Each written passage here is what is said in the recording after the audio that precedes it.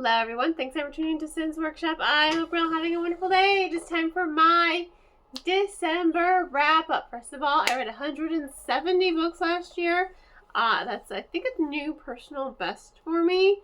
So my new reading goal for this year is 130 books. Hopefully I can get to that. Anyway, December. I read 15 books, which I knew I wasn't going to read the 20 I wanted to. The holiday season, retail, long hours, super exhausted after some shifts that I'd read to my son, and then I promptly passed out, or I just desensitized by playing Shadow of the Tomb Raider. You know, that was my December. I'm just like, I'm too tired to even read. Let me just play video games. It's like, you know, because it's already a game I've 100% in. So I'm not that hugely invested. Just something to kill the time. But I am really proud of myself for finishing the 15 books. Let's get down to it. My printer's still not printing properly, so to the tabby I go. Ta-da! Alright, so the first book that I did finish was Morning Star by Pierce Brown. I love that book. I absolutely love that book. I think Severo is my favorite character, if I'm being perfectly honest. I like Octavia too, but Severo is just crazy, and I love him so much. The amount of heart attacks this book gave me. It was relentless. It was nonstop. I love the way it kind of just concluded this arc. I am gonna see about finishing the rest of the series. I'm really hoping Fairy Loot will do another Mortal or Iron edition, so that way I can have a complete matching set to my Red Rising trilogy. But this is a book I ended up getting the audiobook for it because I just wasn't reading it fast enough, and I just also didn't want to put it down. So on the bus ride, audiobook. Read on my lunch break. On the off chance that it was slow at work, audiobook went in. I just didn't want to put it down. I was devouring this book. Lots of plot twist. Lots of me literally just falling off the edge of my seat. Gasping moments. That ending, the whole last quarter of the book, I was like, what is happening? No! And then I was like, oh, okay. And then I was like, no! And I was like, oh, okay. The amount of plot twist were amazing. They really, Pierce Brown really kept me at the edge of my seat. It was honestly such an amazing trilogy. I'm so mad it took me this long to read it, but now I need to continue. So I'll probably just try to get the audiobooks.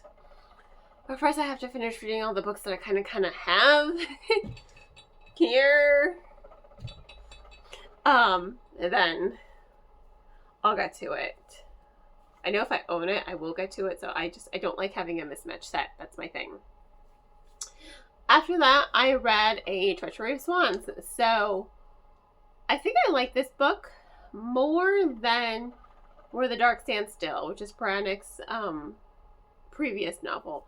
I think this one was better because I felt like it was more engaging, you know? You don't know. Maybe you do know. I don't know if you read the book yet. It's kind of... It is a Swan Princess retelling, but it has elements of the Goose Girl in there. You know, it follows a deal, and she's not a con artist, really, but she has stolen the princess's identity with magic because she's trying to get this relic for her adoptive father so they can kind of bring magic back into the realm or make it less forbidding. You know, that's their goal, right? And in order to do that, she steal the princess's identity because she has to get, the crown, the magical crown, right? Kewin, her love interest, who is Marie d'Odette, also known as Odette, And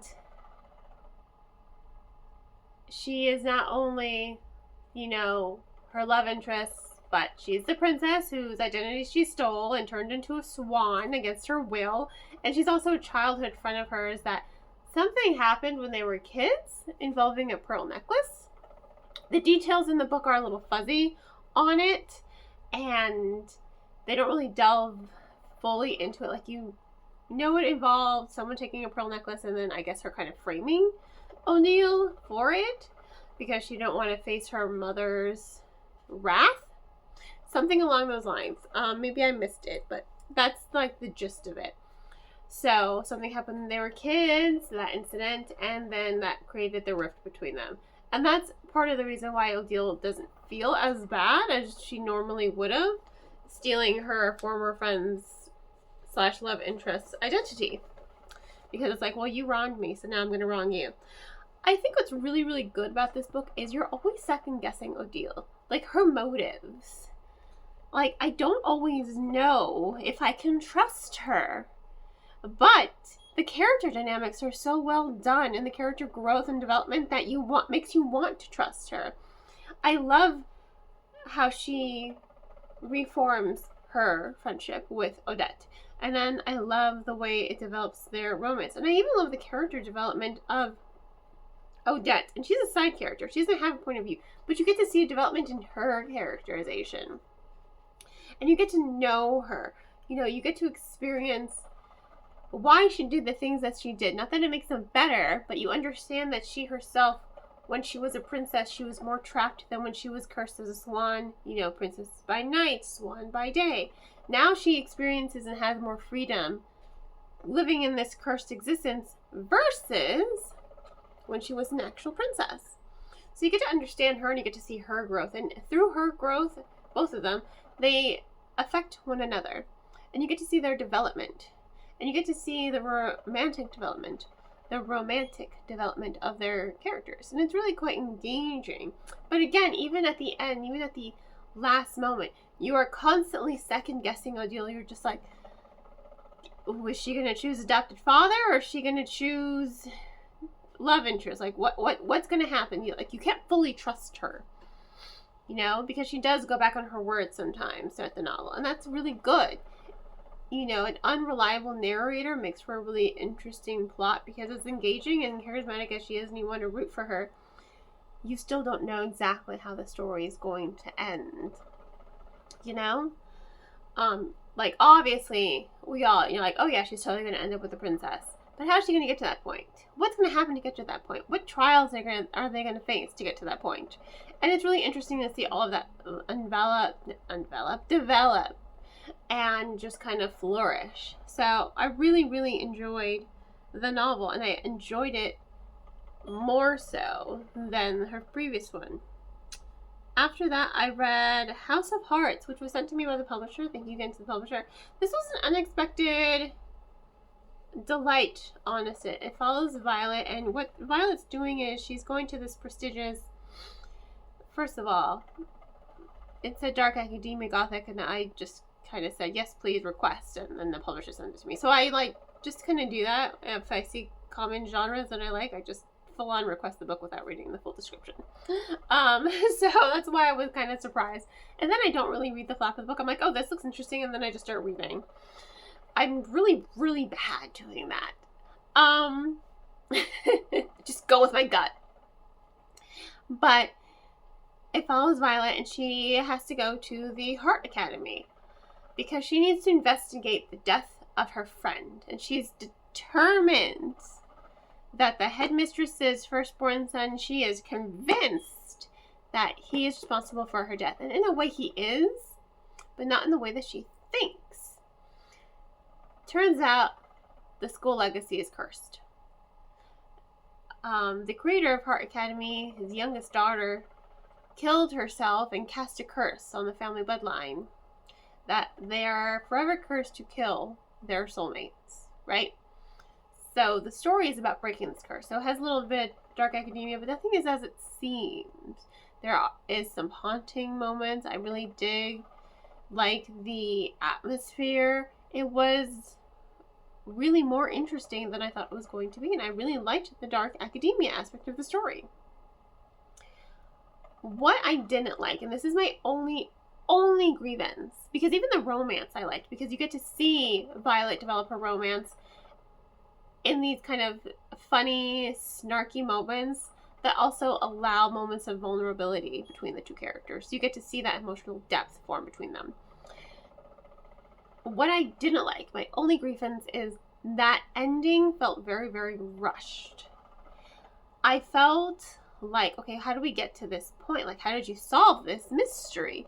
You definitely didn't have enough information to be solving this mystery to get you to this point. So I wanted a little bit more investigation, a little bit more to take us to that point. Because even for me, and I read the book line for line, and I'm like, yes, you're still going to have the ending exactly like this, but I would have wanted a little bit more investigation, a little bit more of the diary entries from the Hart's daughter. I wanted a little bit more. I think it could have been easily another 30, 45 pages longer, and I think that would have been enough for me. But that's my only grievance, is it felt too quick. It felt too quick of an ending. After that, I read back-to-back Joy to the Girl. She Gets the Girl and Joy to the Girls by Rachel Lippencourt and her wife, Alison Derrick. They co-wrote both of the books together. She Gets the Girl follows Alex and Molly? Yeah, Molly. Molly? Yeah. Did I? Pretty sure it's Molly. Don't judge me. Yes, Molly. Okay. So you get, sorry, because I read their other book too, which I'll talk about in a little bit. Alex and Molly, two girls you would have never thought had anything to do with each other. So Alex is helping Molly, like, get the girl. Like, I'm going to teach you the rules on how to get the girl. Because Alex, she's kind of a playa. But she's doing this to prove that she has friends. To her girlfriend who's kind of estranged, and she's not really worth her time, honestly. She's doing this to prove to her aspiring rock star girlfriend who's on tour that she can be friends with chicks without flirting. Like, she could totally have healthy relationships with other girls. Her girlfriend's really insecure. Honestly. So she meets Molly, and she can tell Molly likes this one girl. So she's like, I'm going to help you get the girl. It's a dual POV novel. You really get to know each of these characters, and their flaws and their inner turmoil and a lot of the baggage that each of them have. And as you're reading it, you're seeing them develop a friendship. And then the friendship develops into romance. And they both realize, without telling the other one, while they're still pursuing their other relationships, like, wow, I like her. Like, nope, not going to think about her. I'm in this relationship. This is the relationship that I wanted, and this is the one I'm going to pick. Right? I really enjoyed it. It's definitely a book I wouldn't normally pick up. I'm a horror, sci-fi, fantasy girly. So contemporary romances are not the books that I go to the bookstore shopping for. But I do enjoy, occasionally, stepping out of my comfort zone. So when publishers are just like, hey, do you want to read this book? I'm like, well, if you're going to send it to me, why the heck not? And I'm really glad I did. It was a really wholesome read. It was quick.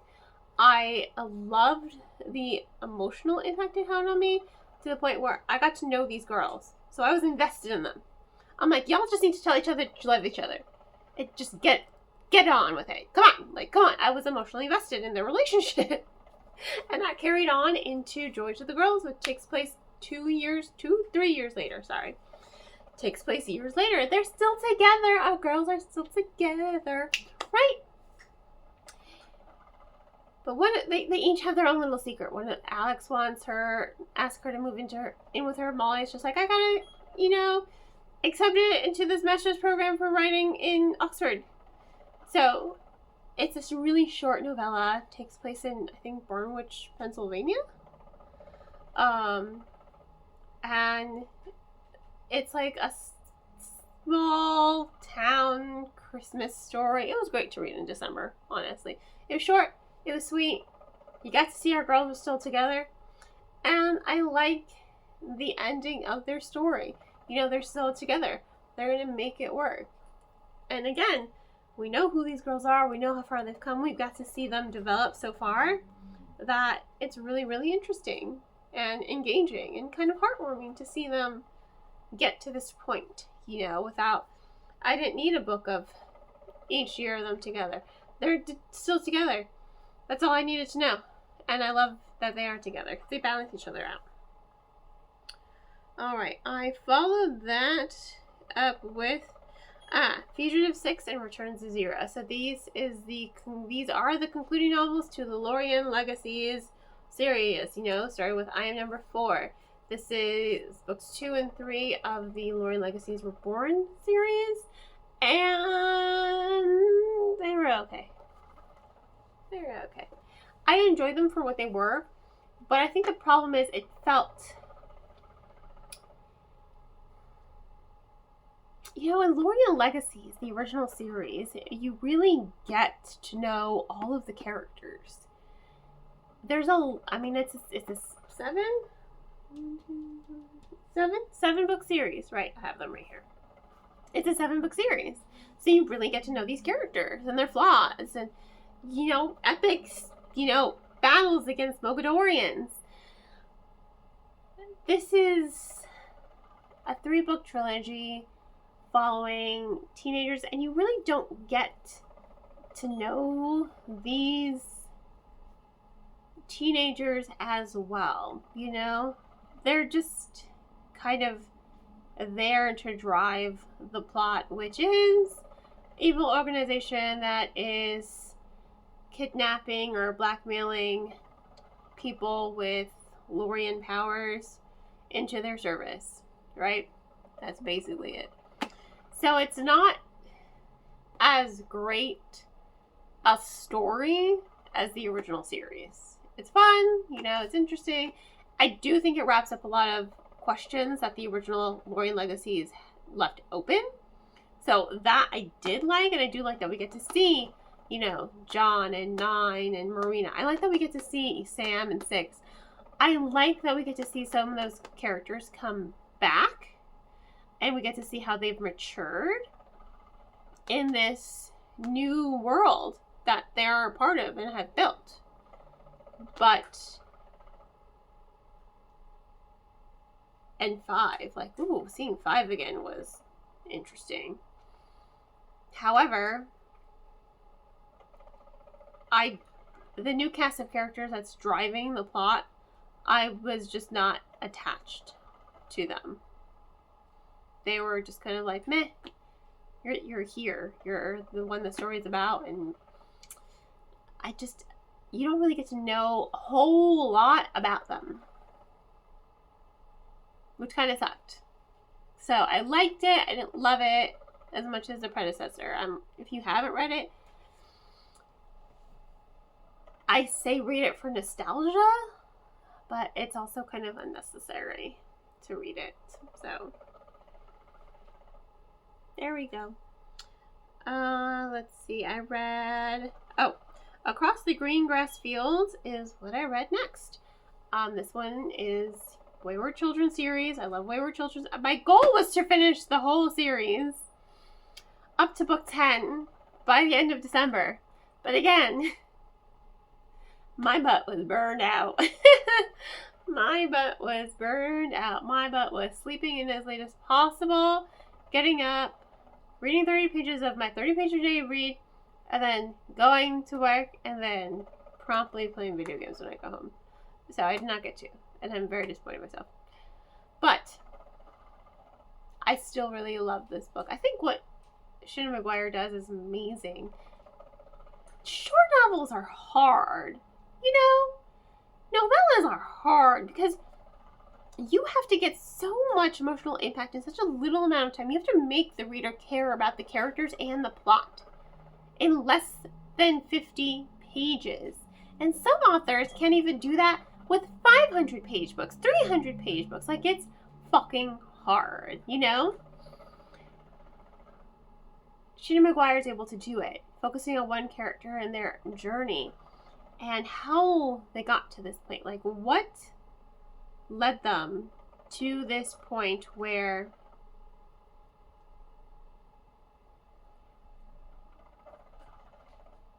a door opened for them because they were so unhappy. Like, what got them to this point?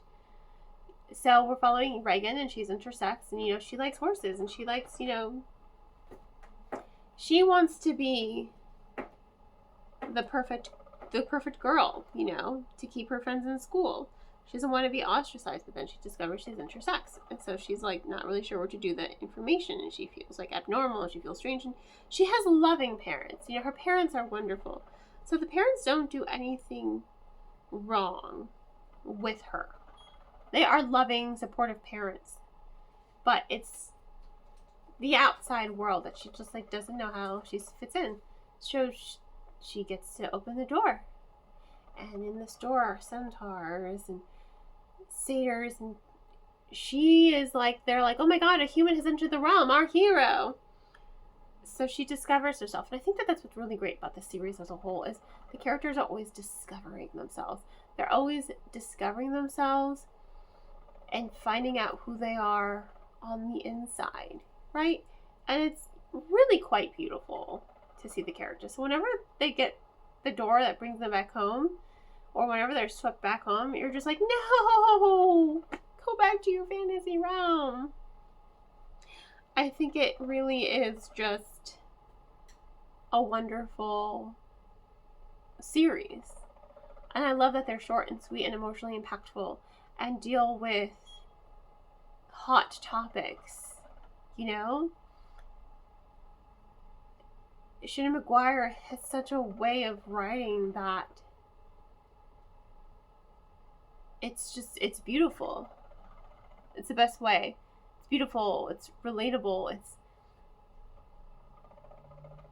beautiful, basically. I love Shannon McGuire. After that, I read The Deep Well. This was another arc sent to me by the publisher. This is a book I didn't know what I was quite getting into. I really should start reading the flaps of books and descriptions. I just say yes whenever I get published emails. Do you want this arc? Yes, please. Why not? I really should probably start reading the descriptions of the books. I feel like this is a book Stephen King would have written when he was younger for young adults. It definitely had a very eerie atmosphere to it. And, you know, you're dealing with a mass murder that happened when April was a kid. And also known as the Bicycle Girl. Because, of course, they made a very bad horror movie based on this incident, saying she's the Antichrist. Or she's the one who's supposed to open the doorway to portal to whatever other dimension. Well, when she was a kid, at the dig site, her father was a foreman. Her father disappeared. The scientist working on the site disappeared. The guy funding the project disappeared. And 20 people died. It's like a mass murder. And it's just like, what the?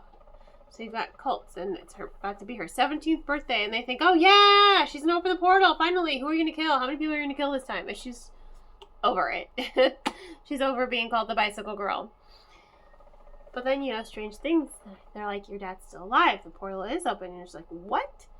There was definitely there was a supernatural element. And I think my only grievance with this one is the supernatural element did not develop fully. Like, you can tell it's still existing by the end of the book. You know, it's open-ended, that ending.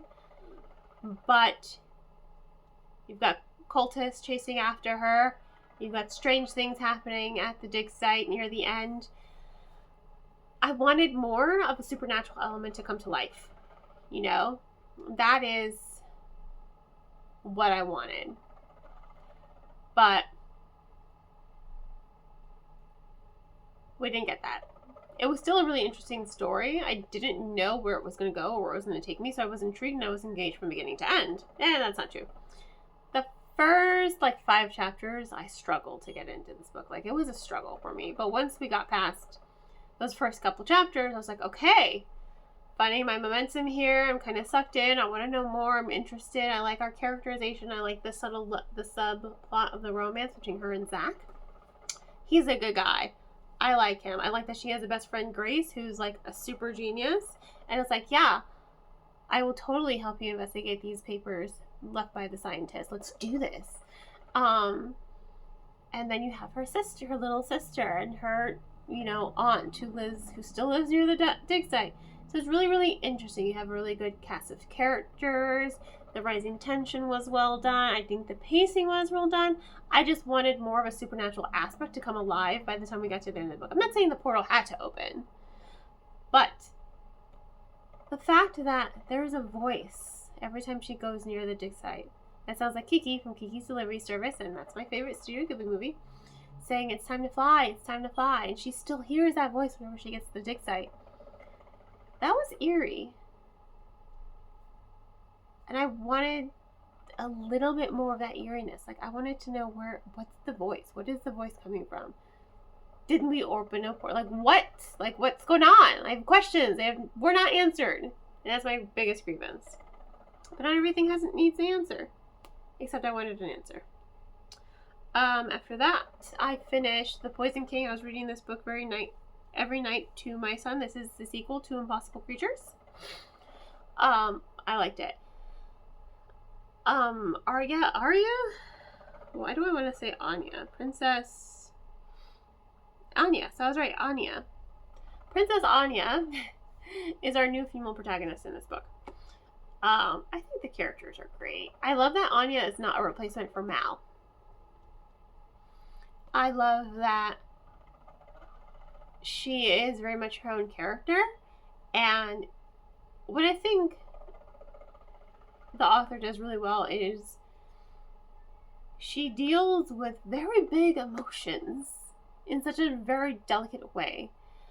Kids are not immune to big emotions, and I think we as parents do a disservice to our kids when we try to negate the big emotions, right? In fact, for kids, big emotions are even bigger, because they feel with every fiber of their being. And with Anya, that's what's happening here,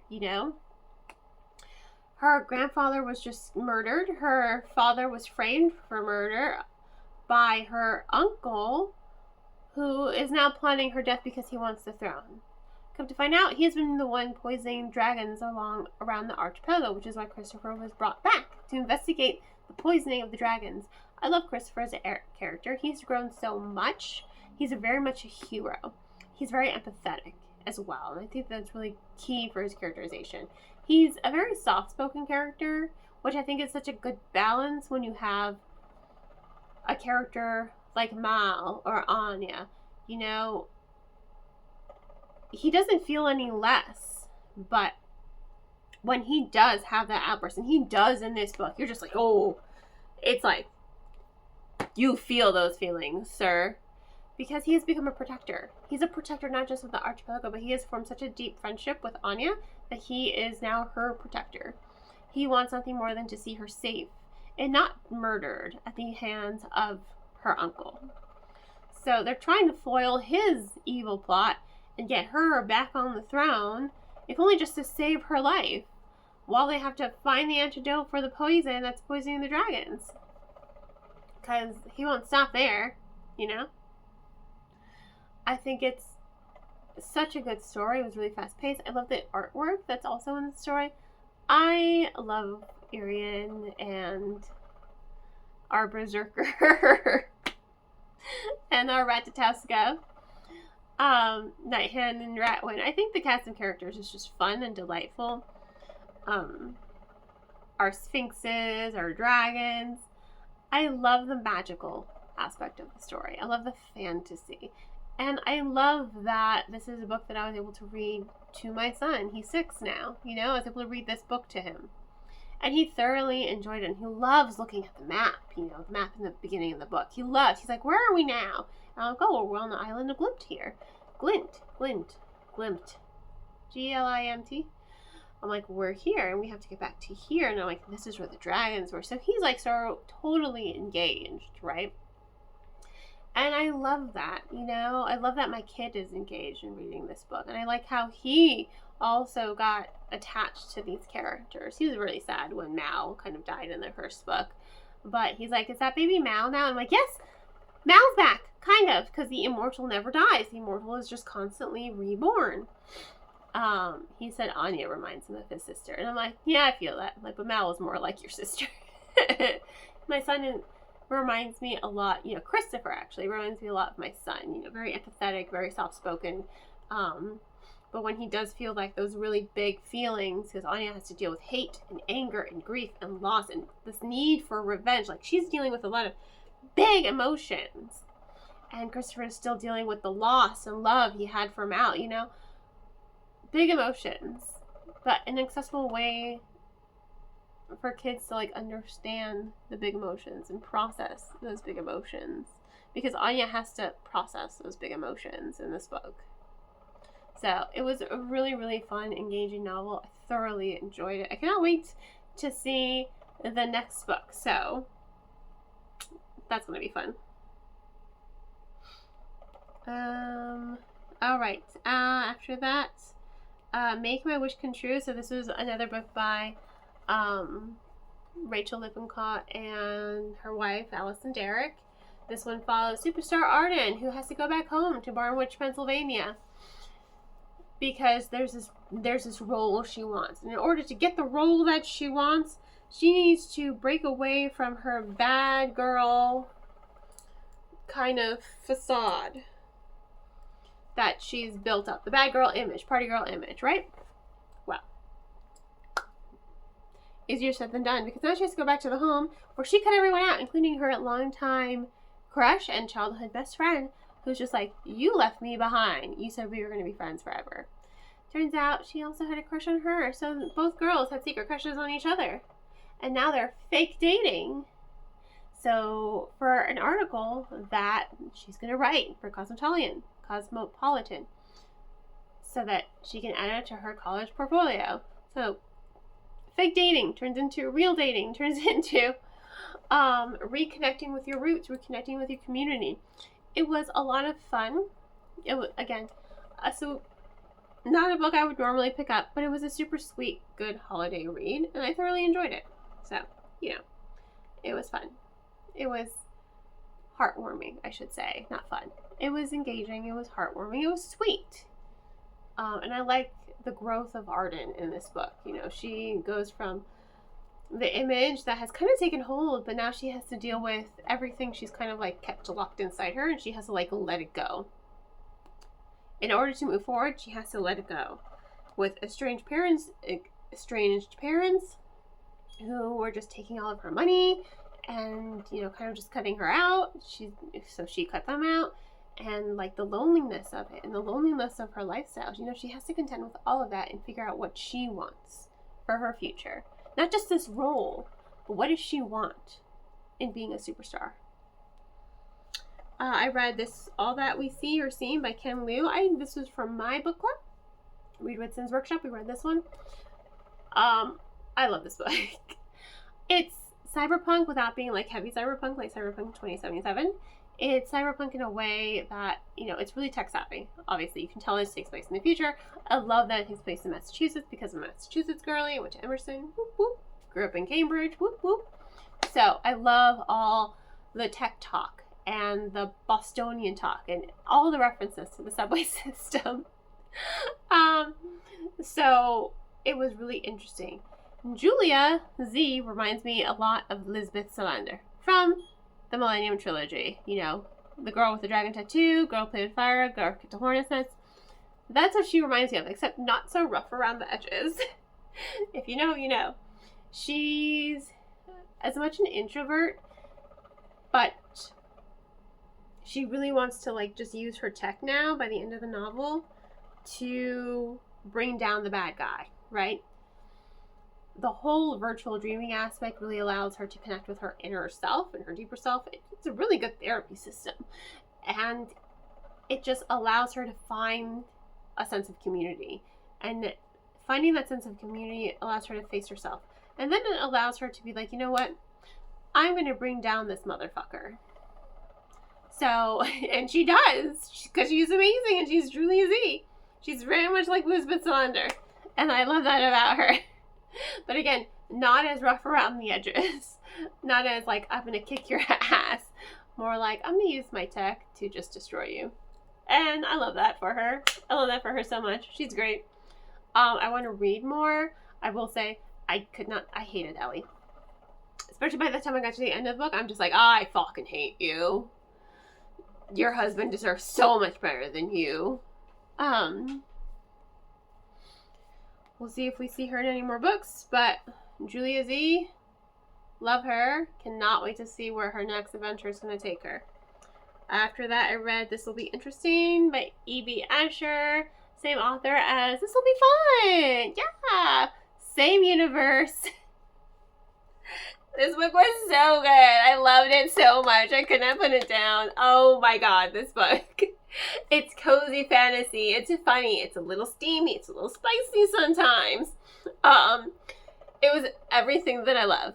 I loved it. Loved it, loved it, loved it, loved it. It was such a great book. I really want E.B. Asher to just like keep writing more books on this realm because it has the fantasy, it has the coziness, it has the questioning the heroes. It's just fun. It's a fun read, you know, multiple POVs, but you really get to know who these characters are. Great personalities, great character dynamics. Pacing's amazing. Love the plot twist. I love the romantic entanglements that form, especially when Gladwell the Great, he's like, if we're gonna go on this quest, there's one thing. No romances. What happens? Romance, romance, romance. I mean, he falls for the hot assassin. The busty assassin. Kind of love her. Love her. Mona the Merciless. Love her so much. But it's such a great novel. Can you tell? I loved it because I loved it. It was so great. Just read it. Just read it. Trust me. You'll have no regrets. Just read it. After that, I read The Prince of Morning. Another arc from the publisher. Really, really enjoyed. It was not what I gotta really start reading the flaps of these damn books.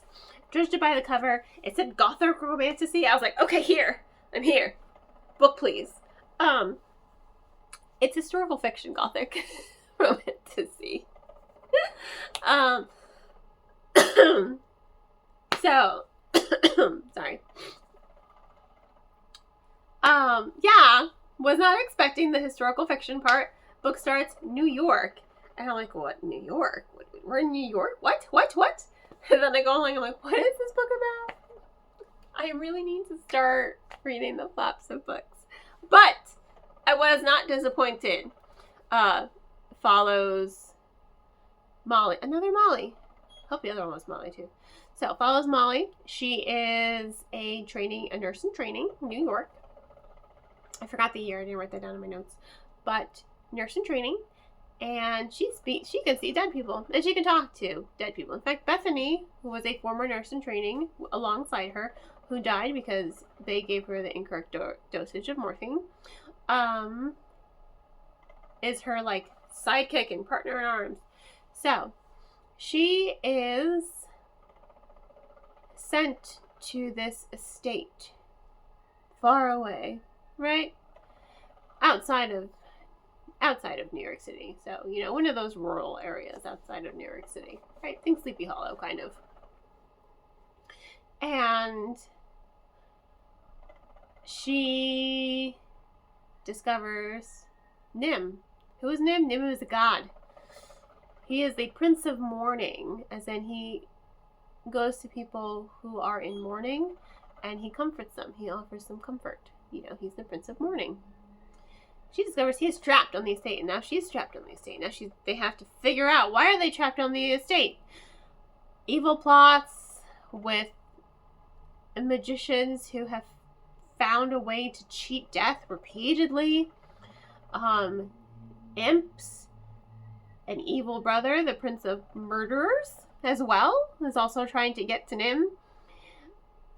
It's a really interesting story. I liked how the Gothic element and the fantasy element really fit within the historical aspect of the novel. Usually, when I read historical fiction, which is very rare, it has to have like some sort of magical element, but it can't be so far-fetched that it's like not believable. But all three of them work together really well. You know, the gothic, the fantasy, and, you know, that historical part. They worked together really, really well to deliver a really interesting plot. I liked the rising tension in the book. I think the characterization was really well done. I love that her best friend is Bethany. I love this ghost. That is her sidekick. I love her so much. She's great. I think overall, the story was really, really well done. Honestly, I loved it. I loved it more than I thought I was going to love it. It's one of those books where I'm just like, oh yeah, I liked it. But now the more I talk about it, I'm like, you know what? No, that was actually a really, really good book. To the point where I got to the ending, I was mad. I was like, oh hell no! After everything that they've been through, that's how you're gonna end the book? They're not gonna get back together? What's gonna happen? And then we get the epilogue. And I'm like, oh, okay. Cool. We're cool. Okay.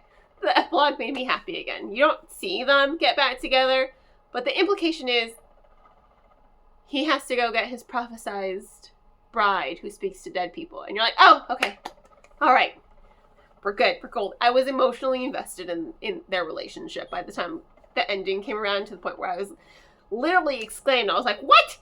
My boss is like, what's going on? And I'm like, this book. And I'm like, wait, there's an epilogue. Read it. I'm like, okay, I'm happy now. It was only like 2 pages.